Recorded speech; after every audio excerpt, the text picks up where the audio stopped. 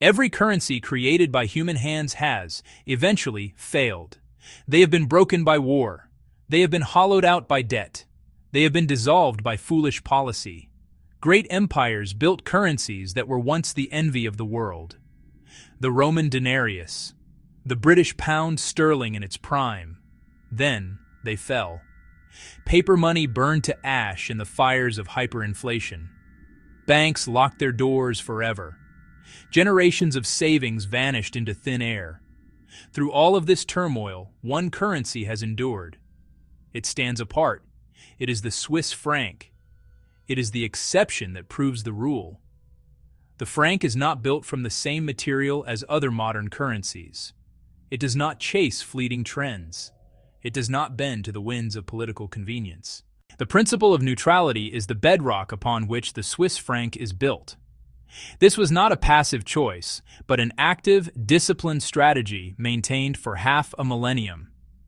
When Europe tore itself apart in successive wars, Napoleonic conquests, World War I, World War II, Switzerland remained an island of calm.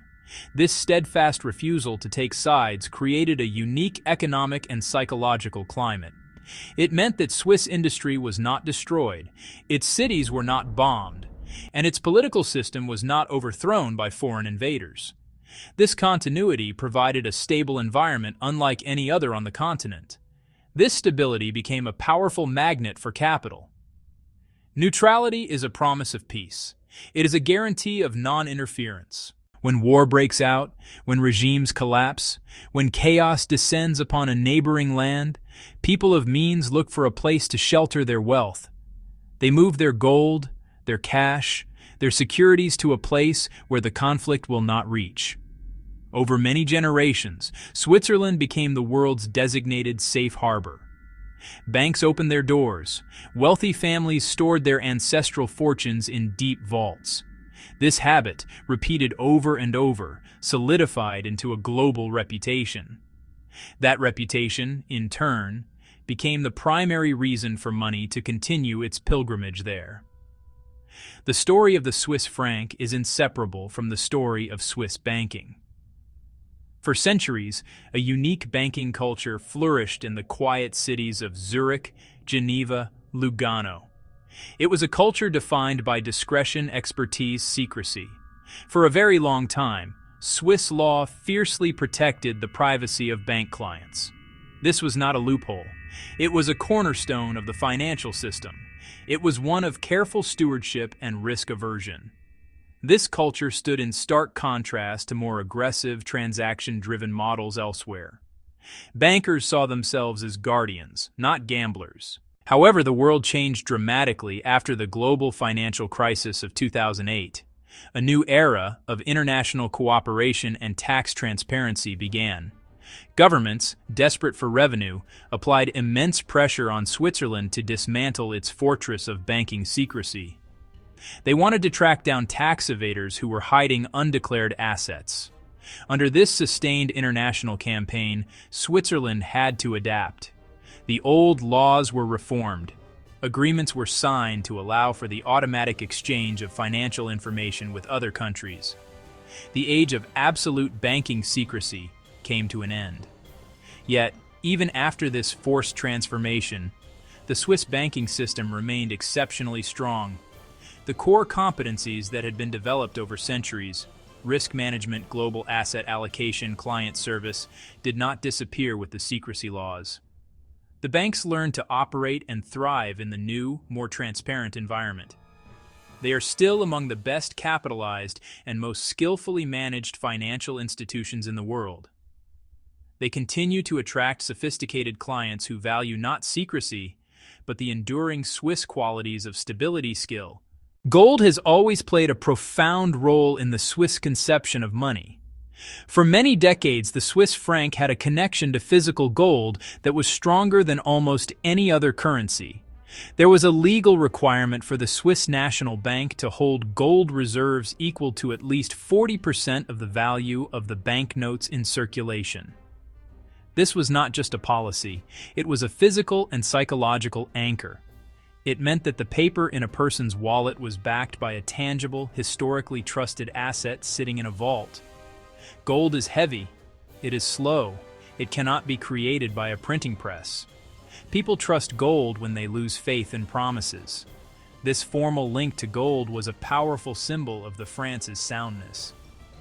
However, in the year 2000, Switzerland's policies evolved.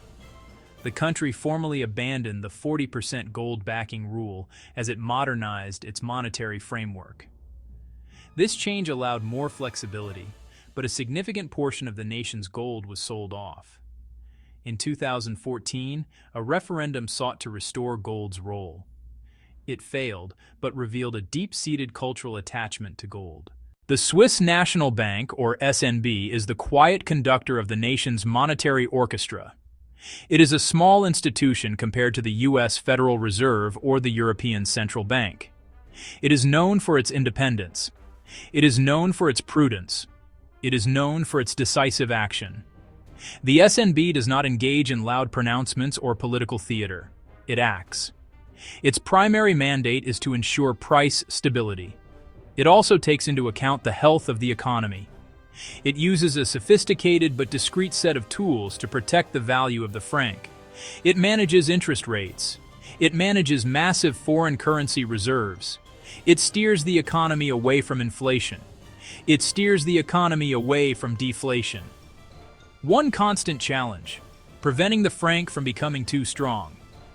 A global crisis can trigger massive inflows and rapid appreciation. A stronger franc helps consumers but can devastate exporters.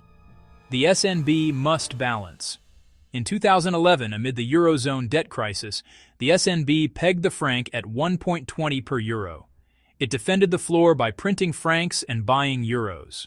Then, abruptly, the peg was abandoned. In minutes, the franc surged nearly 30% against the euro. The Frankenshock caused chaos but underscored long-term strength and independence. The Swiss franc's incredible durability is not the result of any single factor, but the combined strength of several interlocking pillars.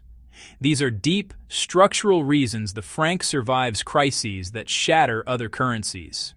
The foundation is good law, a stable, predictable political system, exceptionally low public debt, a powerful, diversified export economy, a national culture that values saving precision fiscal discipline. These elements fit together like carefully cut fortress stones. When financial storms arrive, the structure holds firm.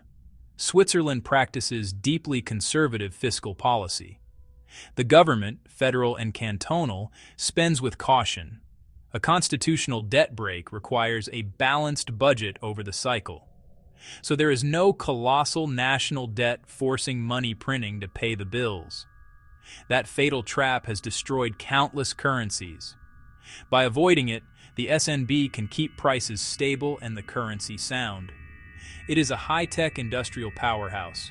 Pharmaceuticals, chemicals, precision machinery, medical devices, luxury watches.